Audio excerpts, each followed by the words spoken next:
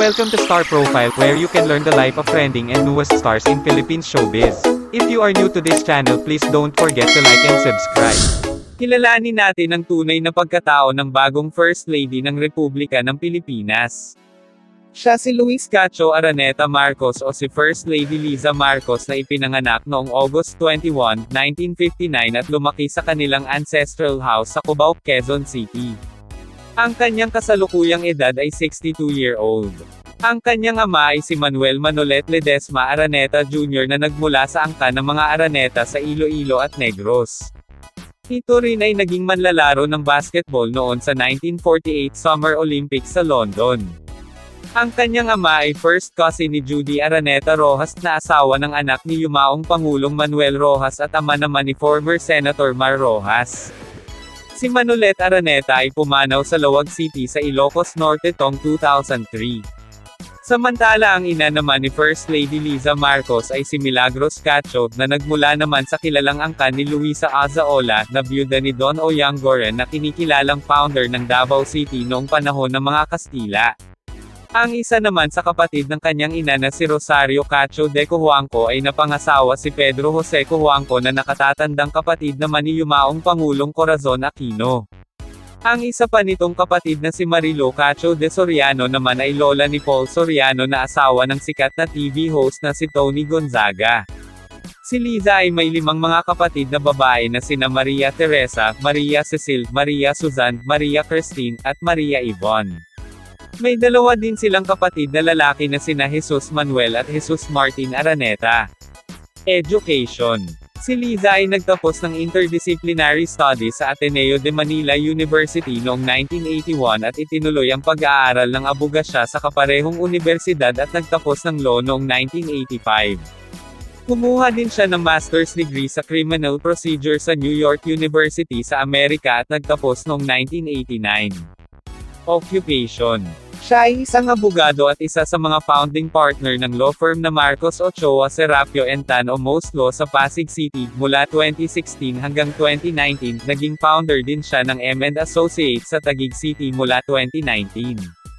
Siya din ay isang mahusay na propesor ng abogasya sa mga kilalang universidad sa bansa tulad sa Far Eastern University College of Law, Northwestern University College of Law, pamantasan ng lungsod ng Maynila, St. Louis University sa Baguio at sa Mariano Marcos State University sa kanilang lugar sa Ilocos Norte. Ayon sa ilang panayam sa kanya ay madalas niyang ibinabahagi ang kinikita niya bilang propesor sa kanyang mga naging estudyante noon, upang makatulong sa malaking gastusin ng mga ito sa pagkuha ng bar exam tulad ng pamasahe sa pagluwas ng mga ito sa Maynila, gayon din ang kanilang magiging accommodation sa hotel at pati na rin ang tulong sa kanilang pagre-review mula sa mga kaibigan niya sa Ateneo Law School. Si Liza Marcos ang maituturing na kauna-unahang First Lady na nagtapos ng abogasya sa kasaysayan ng Pilipinas. Love story with President Bongbong Marcos. Una silang nagkakilala noong 1989. Nagtatrabaho noon si Liza sa isang law firm sa New York habang si Bongbong naman ay kumukuha ng kanyang master's degree sa Wharton School of the University of Pennsylvania sa Amerika.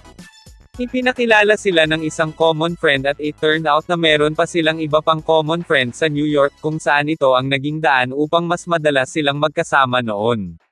Pareho nilang inamin na hindi ito love at first sight kundi na-develop lamang sa mga sumunod pa nilang pagkikita ng madalas. Noong mga panahong iyon ay napakagulo pa ng buhay ng pamilya Marcos nang pinatalsik sila sa Pilipinas matapos ang EDSA Revolution ng 1986. 32-year-old si Bongbong noon samantalang 30-year-old naman si Liza nang magkakilala sila. Matapos ang ilang buwan bilang magkasintahan ay nag-propose sa kanya si Bongbong noong 1992 kung saan nagbabakasyon noon ang buong pamilya ni Liza sa Hong Kong. Nang sumunod na taon ika-17 ng Abril 1993 ay ikinasal sila sa isang intimate wedding sa isang medieval church sa Fiesole, Italy. Dinaluhan lamang ito ng 21 bisita kasama sina Senator Amy at Irene Marcos, kasama din noon ang kapatid ni Liza na si Maria Suzanne Araneta Ledesma. Samantala ang di umano'y hindi pagkagusto sa kanya noon ni former First Lady Imelda Marcos at ni Senador Amy Marcos ay nag-ugat pa noong bago pa sila nagkakilala ni Bongbong. Matatandaang ang pamilya ni Liza, partikular ang kanyang tiyahing si Rosario Cacho de Cojuangco, ay konektado sa pamilya Aquino, dahil naging asawa nito ang panganay na kapatid na lalaki ni yumaong Pangulong Corazon Aquino na kilalang oposisyon noon ng mga Marcos. Bagaman nagmula sila sa magkalabang pamilya ay hindi naman ito naging hadlang sa kanilang tunay at wagas na pag-iibigan ni Pangulong Bongbong Marcos. Sa kasalukuyan ay maghahalos 3 dekada na silang kasal at masayang nagsasama bilang mag-asawa. Biniyayaan din sila ng 3 mga lalaking anak na sina Sandro, Simon at Vinnie na lumaking grounded at mababait sa kanilang mga magulang. Thank you for watching. Please don't forget to like and subscribe for more videos of your favorite Pinoy celebrities.